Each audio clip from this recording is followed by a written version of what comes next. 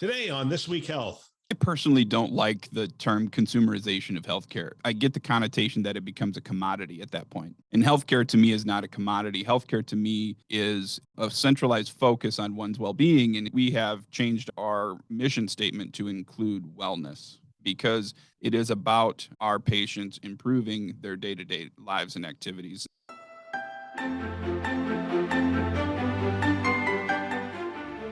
It's Newsday. My name is Bill Russell. I'm a former CIO for a 16-hospital system and creator of This Week Health, a channel dedicated to keeping health IT staff current and engaged. Special thanks to CrowdStrike, Proofpoint, ClearSense, Meditech, Cedars-Sinai Accelerator, TalkDesk, and Dr. First, who are our Newsday show sponsors for investing in our mission to develop the next generation of health leaders. All right, it's Newsday, and today we are joined by Tom Kurtz, Chief Administration Officer, CAO for Memorial Healthcare. Tom, welcome to the show. Thanks for having me. I'm glad to be here. Memorial Healthcare is a pretty common name in the healthcare circles. I know because I worked for St. Joseph Health System, and people were like, "Oh, is that the one in?" And I'm like, "No, it's the one in Southern California." Anyway, so I tell people about Memorial Healthcare. Where are you at, and what's exciting about what you guys are doing there? Yeah, it's common between St. Joe's and Memorial. When I say I work for Memorial Healthcare, the first question I get is which one? So Memorial Healthcare, we are a 150-bed community hospital with 28 different satellite locations with about 110 employed providers. So we are right in the middle of Michigan, situated in the middle of a triangle between three larger cities, Flint, Lansing, and Saginaw. If you do a triangle between those three, we are right in the center. So right in the heart of the mitten, if you will. We are an organization that takes great pride in maintaining that community relationship. We take the community hospital role very seriously, but we also have those service lines that grow beyond our local community into our region with our subspecialty care in neurology. We have a neurological center of excellence through our orthopedic and neurology and wellness center, which I'm sitting in now. And so we are that mid-market hospital that you don't see too much commonly anymore, an independent community hospital. I will say I've done over 1,000 interviews now. I've never had envy of the person's setup across from me because I've invested pretty heavily in the microphone and those kind of things. But your setup is absolutely professional. I mean, that's an exceptional setup you got there. Yeah, and we intend to use this for a lot of different purposes. We do a lot of our own audio and video production, but we have several providers that are interested in sharing their experiences in healthcare, sharing their expertise in specific areas like MS and MDA and many of neurology subspecialties that we cover here. And so this is a setup that is going to allow us to broaden our horizons and get good content out to our patients and beyond. Fantastic. Switch to the other. I want people, if they're watching on YouTube, to see this thing. Yeah, so here is our setup. So we have a 4-position podcast studio with full audio and video capabilities. You can see our different camera angles. We're set up actually right in the lobby of our brand new 110,000 square foot facility. So we have our restaurant right out front. And so everyone that walks in is seeing the live and on air sign as they walk through and seeing the activity within our facility. That's fantastic. If I had to do it over again, and now I was CIO a little while ago, I definitely would have utilized these forms of communication a lot more and educated the physicians on how to use them as well, because I think it's such a great medium. Your title now says former CIO and current Chief Administration Officer. Tell us a little bit about that migration and why it made sense.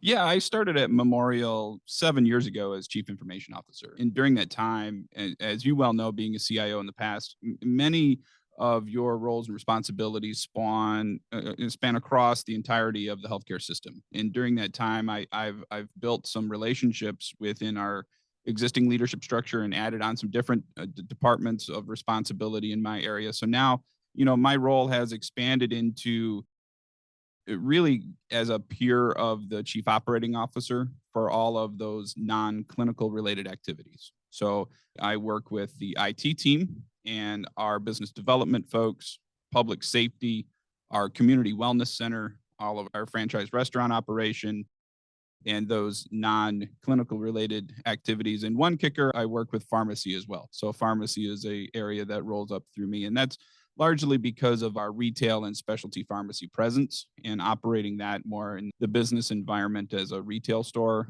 rather than the inpatient, including the inpatient pharmacy areas as well. So really my role has expanded into areas that are part of those things that we also serve other institutions with. We support IT services for another healthcare system, and we have a licensed police force that requires some outside regulatory requirements. Our development corporation, all of our land and property management rolls up through the chief administrative officer. We see that happening more and more. I know that BJ Moore out at Providence was given real estate, so he's overall real estate because we negotiate a lot of contracts as in the CIO role. And I know William Walders down at Health First has taken on the COO title as well because of so many things. All right, we're going to get to the news. So we have 4 stories, a little over 20 minutes to go through them. Let's start with this one: how to improve patient experience, clinician well-being concurrently. So let me give you a little excerpt here. So improving the patient experience doesn't have to come at the cost of clinician well-being. There's a way to prioritize both.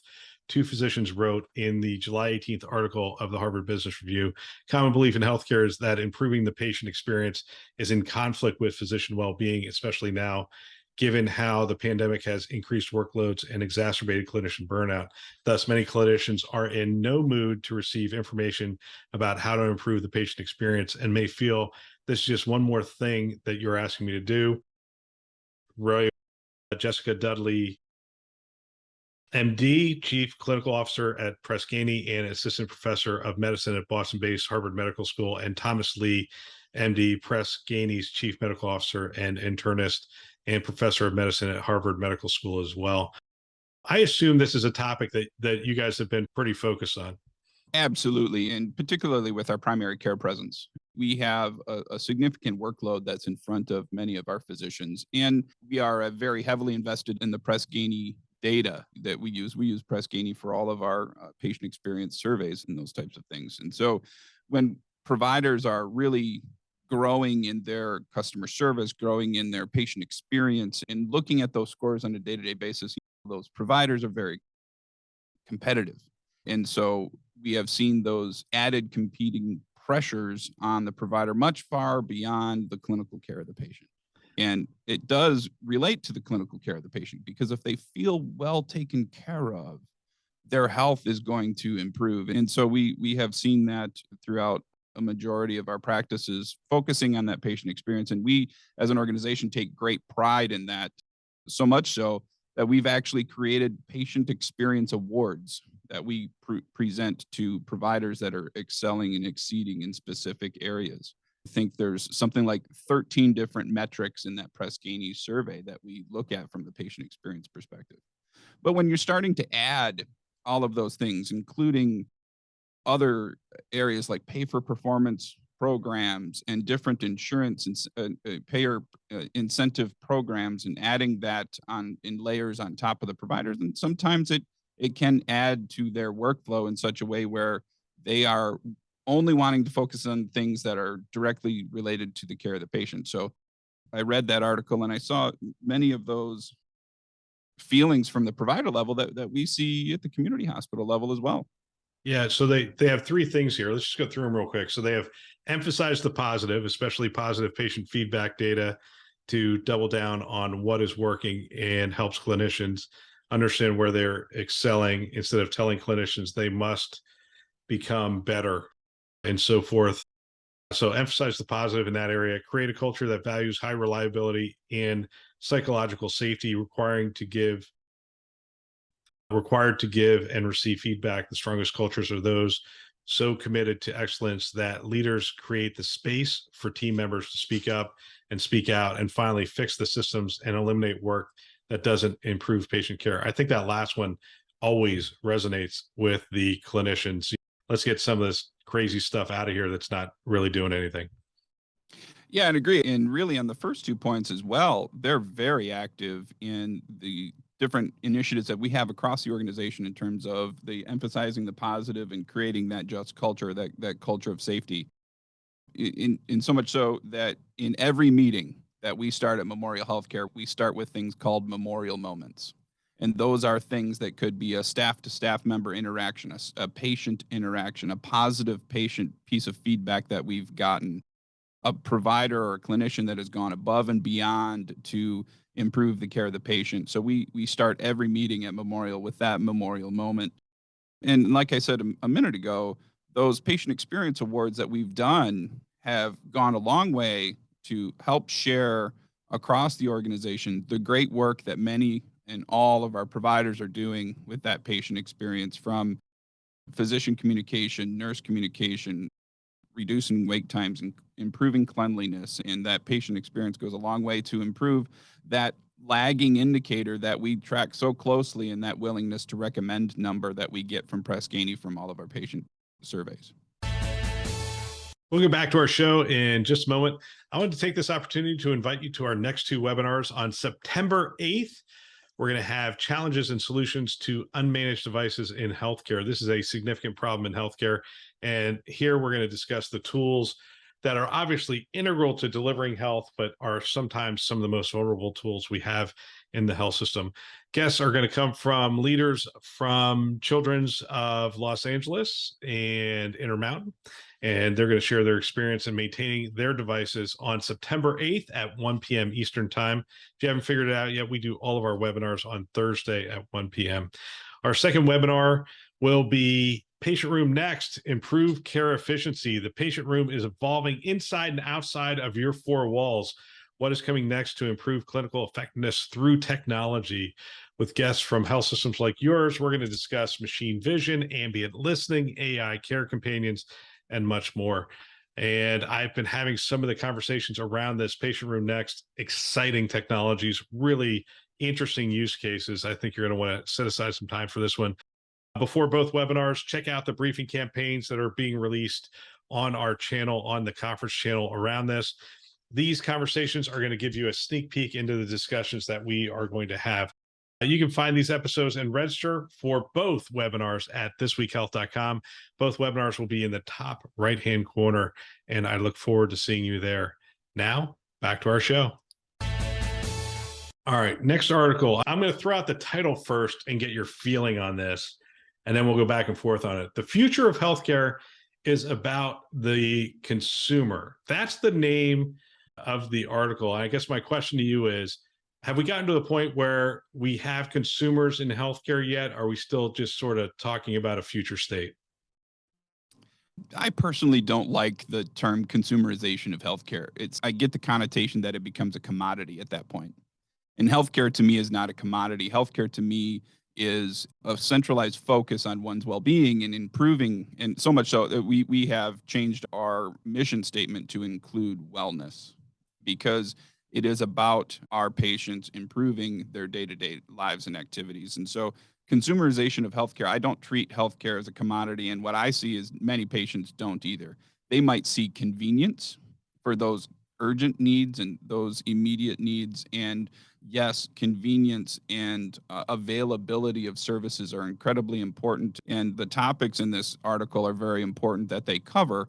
But I think calling it consumerization might discount that connection that's necessary to establish that great care. Convenience is one thing. The other thing, when I hear the word consumer, I think choice. And I also think transparency, right? So from a transparency standpoint, I'm able to evaluate my options. I have a choice. I evaluate my options, and then I can choose based on convenience or other things. I could choose based on quality. I could choose based on cost, or a lot of those things. And it doesn't feel to me like it just doesn't feel to me like we're there yet. I will give you one of my stories today. So I had to walk my employees through our benefits in this morning's staff meeting. And one of the things that I did is I went out onto the site. And so we happen to be using United Healthcare. And right from the site, really nice homepage, shows me all the money I've left and covering my deductibles and all that other stuff. But right there, it's like, see a physician. And so you click on that button and it says, essentially, it says virtual visit with your primary care physician, virtual visit, 7 by 24, essentially anyone, and then behavioral health virtual visit.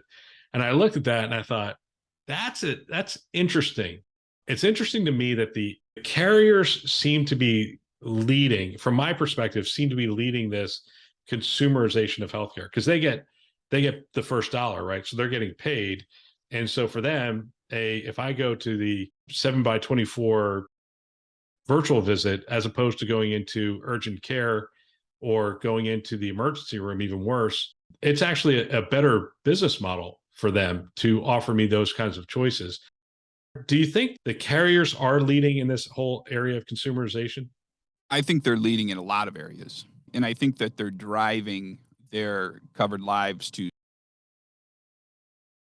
care models that work for them. And so I think in a lot of cases, it isn't about choice. It is about driving to the lowest cost solution. And that's not what we want to see from community hospital. Now, that being said, you mentioned choice, and choice is incredibly important. And I will tell you, coming from what is some might seem as a rural hospital that doesn't have every service line and doesn't have the access to care for behavioral health that covers the needs of our community, that choice is a necessity in many cases. So in many cases, that consumerization of that healthcare, that creating of choice is enabling access to care for many patients that might not have that in their community or their GI. So this article is interesting. So you had Carrie Heinrich, CEO Adventist Health, Cliff Bajarian, CEO University Hospitals, and Mark Sevko, President UPMC Hospitals. And they said the future of healthcare involves thinking much more radically about serving the consumer. Hospital leaders say health system executives stress the importance of improving the consumer experience repeatedly during the American Hospital Association Leadership Summit. So that's where it was at. And we've only scratched the surface of consumerism, so forth and so on. It's interesting when we have this conversation about consumerism. I wonder if they think about me, the small business owner. Do we spend enough time really thinking about, because I pay 100% of my employees' health coverage. They pay nothing. I pay 100% for them and then 50% for their spouse and dependents. And so I'm the consumer. Are we starting to think different about the small business owner or even large business owner and making the experience better for them? I think the industry is looking at that as the employers are the consumer in many cases, right? And so we treat the same thing.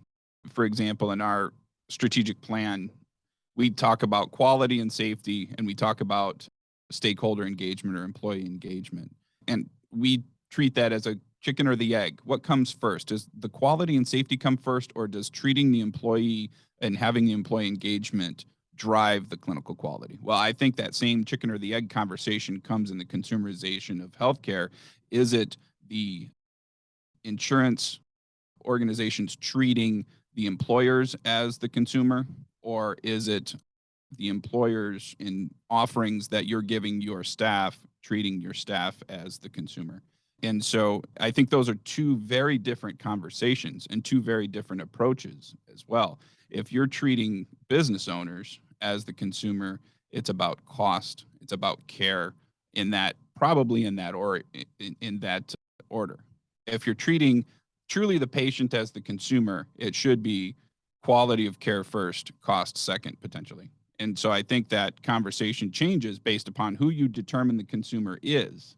In so many health systems out there that are creating their own insurance plans and starting to use those insurance plans for other employers in their community, are doing the very same thing, offering those employers a choice in that healthcare, whether it be the Blues or other large insurance organizations, or through their community hospital and through their healthcare system as a potential choice for that healthcare coverage for their employees.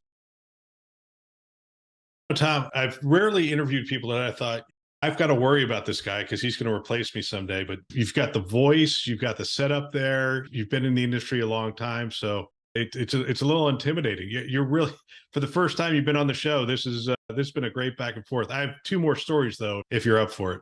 Absolutely. All right. So the next one, Joint Commission tackles health equity with new accreditation standards. And so Joint Commission, independent accrediting body for hospitals, want to introduce new standards on January 1st aimed at reducing healthcare disparities, calling the effort a quality and safety priority. All right, so let's go down to the bottom here because that's where they say what they are.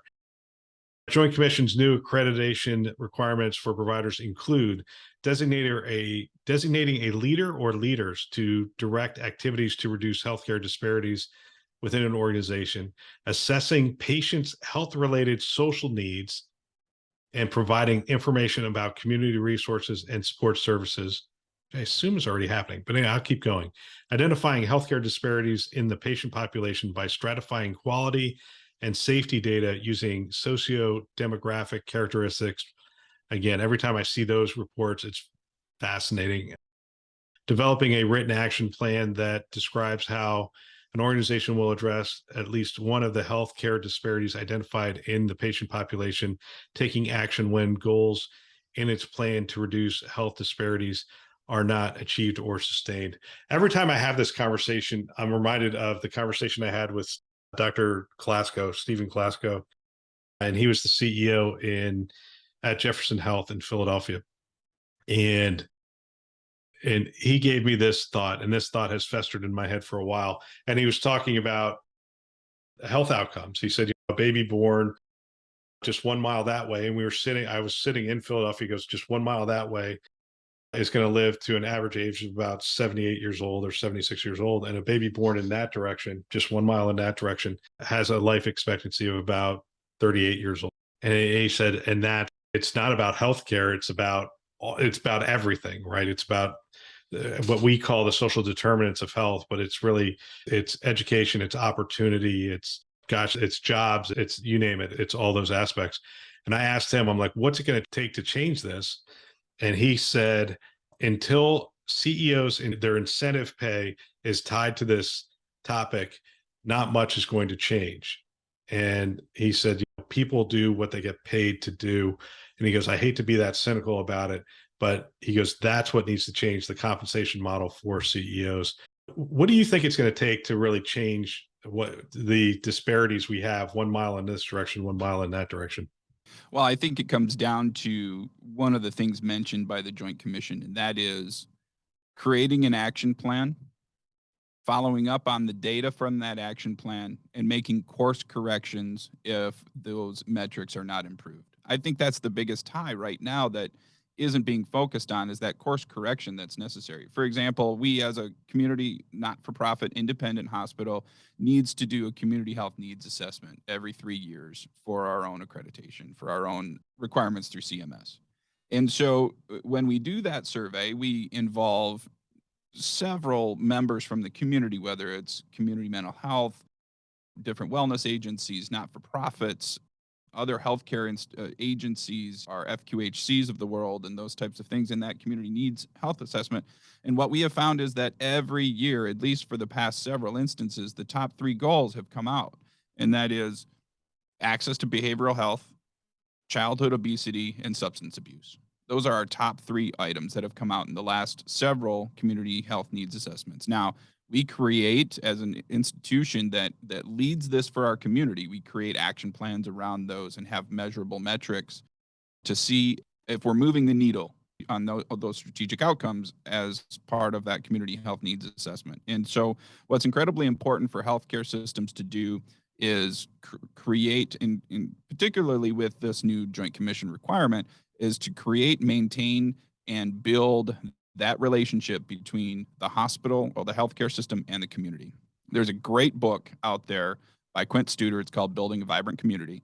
If you haven't read it, take a chance to read it. It's a quick read, particularly in that community hospital space.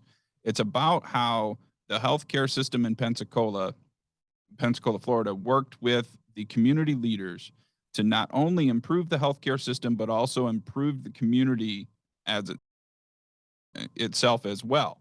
And so it was largely focused around economic development in that community. But I think it's important for these social determinants of health as well, and that community health needs assessment. If you're not tied with the community and your consumer in that area, in the healthcare system, if you're not in alignment, you're never going to move the needle. So that's the biggest thing I like about this Joint Commission rule, is that focus on moving the needle and assessment and course correction if necessary to improve those things that are determined through that research.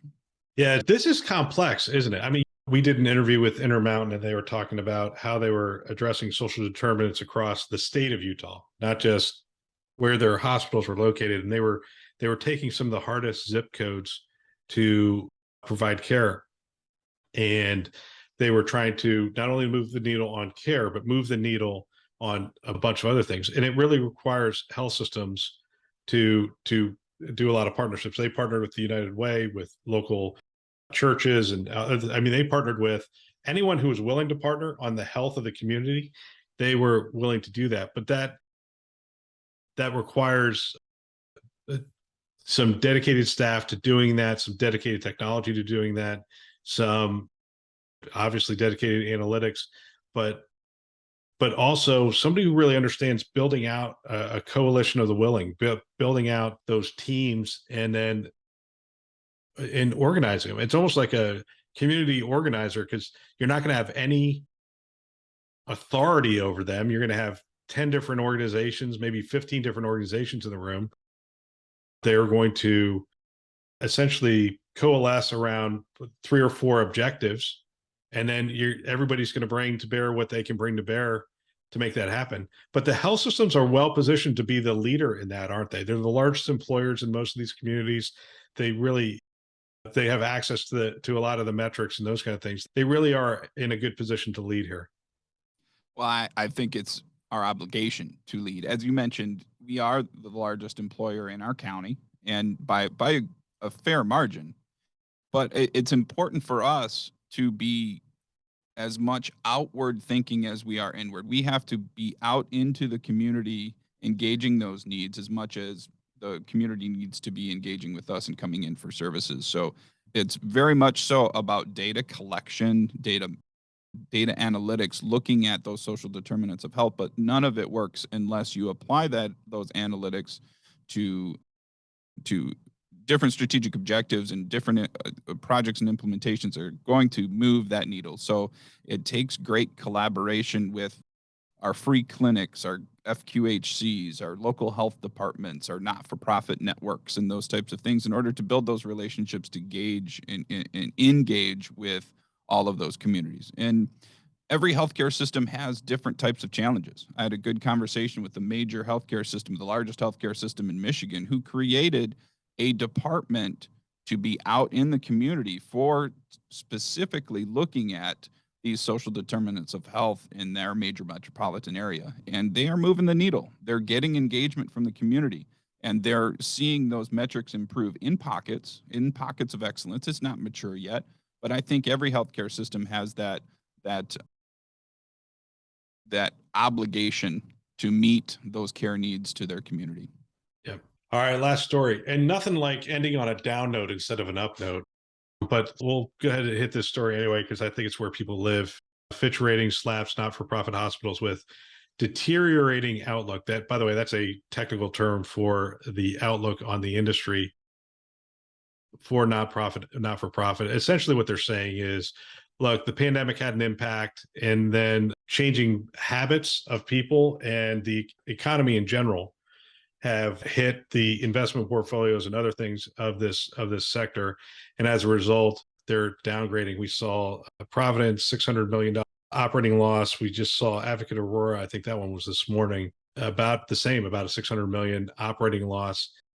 I'm not going to have you comment on those. I'm going to have you comment on those systems can handle a $600 million loss, but the community hospitals, that's a different financial lens, right? Calculus, if you will. There isn't 600 million to lose. How is this outlook? What's the outlook down at the community hospital level? I'm glad you're asking that question, because I think in the industry, a lot of focus gets put on the systems, the M&A activity, the large healthcare systems, or the critical access hospitals, or the safety net hospitals, if you will. Not a lot of the attention from the media, from the state, local, and federal levels get placed on that mid-level community hospital. And so, that mid-level community hospital, if you're eking out a 3 to 5% margin on an annual basis, you're doing a heck of a job. You really are. Yeah. It is not a margin game. This is a We are here to serve a community purpose. We are not here to serve shareholders. We are here to serve our community. So that 3 to 5% operating margin every year would be something that every independent community hospital would love to have. When you take that and you add the complexities of the pandemic, which created some uncertainty in the market for patients to want to receive their care, they were avoiding the ERs, they were avoiding those elective surgeries, they were avoiding that preventive care. When those volumes were down, and then we start seeing the impacts of wage inflation, we start seeing the impacts of supply costs going up, that 3 to 5% margin gets eaten up pretty quickly. So if you were a healthcare system that did not manage its finances well in the previous decades, you'd tend to have those challenges. Now, a couple of things that we're glad to see. We're starting to see those volumes come back. So we're seeing the patients come back to receive their care. We're seeing them come back for the preventative treatments. We're starting to see them come back for elective surgeries, and seeing those volumes come back, which were that initial phase of financial issues. But those wage inflation pressures, the staff shortages have really impacted us. So if you're not a community hospital that's been managing your finances well and had some successful years, it can be tough to get through that phase. And so that article about the Fitch Ratings is hitting close to home for a lot of institutions, and there's a lot that are going to need some assistance to get through that. Absolutely. Tom, we'll end there because we're at our 30 minutes, but it's really been a pleasure talking to you. I appreciate you coming on the show, and I appreciate you sharing your wisdom and experience with the community. Yeah, thanks for inviting me. I'm happy to be here. Thanks. What a great discussion. If you know of someone that might benefit from our channel from these kinds of discussions, please forward them a note, perhaps your team, your staff. I know if I were a CIO today, I would have every one of my team members listening to a show just like this one. It's conference level value every week. They can subscribe on our website, thisweekhealth.com. They can also subscribe wherever they listen to podcasts, Apple, Google, Overcast. You get the picture. We are everywhere. Go ahead, subscribe today. We want to thank our Newsday sponsors who are investing in our mission to develop the next generation of health leaders. Those are CrowdStrike, Proofpoint, ClearSense, Meditech, Cedars-Sinai Accelerator, TalkDesk, and Dr. First. Thanks for listening. That's all for now.